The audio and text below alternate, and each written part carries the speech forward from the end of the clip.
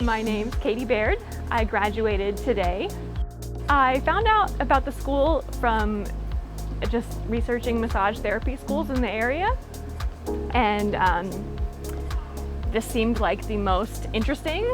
The others were shorter and less detailed. This just seemed like a top tier school to attend, and I wanted to do something that was I like a challenge. It seemed challenging and I wanted to try it. It was more than I expected, but definitely better than I could have imagined.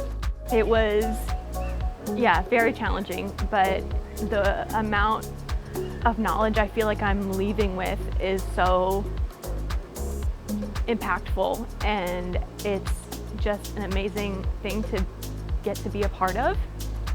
And I'm just really thankful for everything I've learned here and the amount of information I'm leaving with, and get to put into practice now that I've made it through the program. And there's always more to learn. The body's a hugely complicated thing, and I'm excited to get to spend my life just learning more, practicing the craft, and just getting to bring this to the community around me. I'm very excited.